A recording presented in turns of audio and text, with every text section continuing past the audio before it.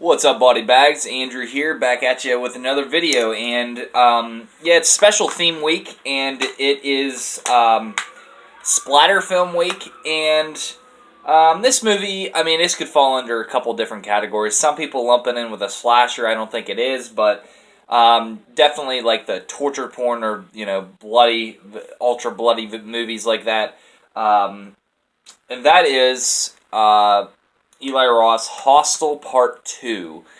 Now, this movie has been said is essentially a remake of the first movie. I disagree with that statement a little bit, but it's sort of the same premise. It is the first one, except with females. So, basically, these women go off and are visiting, and then they start getting taken one by one, and then obviously there's they found out what's going on, this underground, I don't know what you want to call it, underground cult, maybe, I don't know, I honestly don't know what you would call it. However, this movie, so, thoughts on the film, though. If you've seen Hostel 1, and you're probably not going to like Hostel 2 if you didn't like Hostel 1, I am a fan of both of these movies. I think these movies are absolutely beautiful looking movies. They look absolutely fantastic. I will admit, I think I prefer the second one to the first one, for the sole reason that I think that the social commentary hits a little more home. The commentary and the theme of the first Hostel is sort of like hedonism and like the limitations of hedonism as a philosophical system. Like, these people live for pleasure and how that, leads to death, essentially.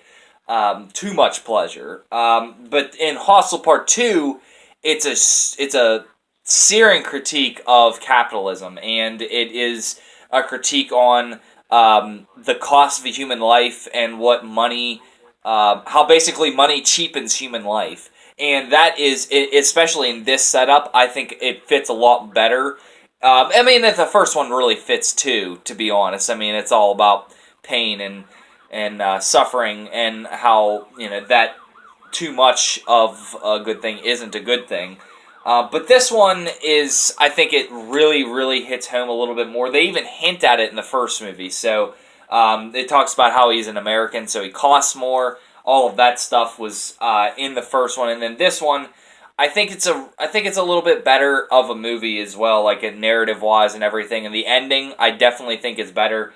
It looks great. The acting is very good for the movie that it is. Yeah, it's like I said, beautiful cinematography, lots of stuff that I really respect Eli Roth as a filmmaker. Definitely a big horror fan, though I think that he is very limited in the things that he can do, because he really can only do gore, and that's essentially it. I mean, that's all that he's done so far. Cabin Fever, Hostels, and then you have Green Inferno. And that's, I mean, he really hasn't done anything else, essentially, other than gory films. So, I would really like to see him step out and make a good, like a movie that doesn't rely on gore, that more relies on scares. I would like to see him scare the audience.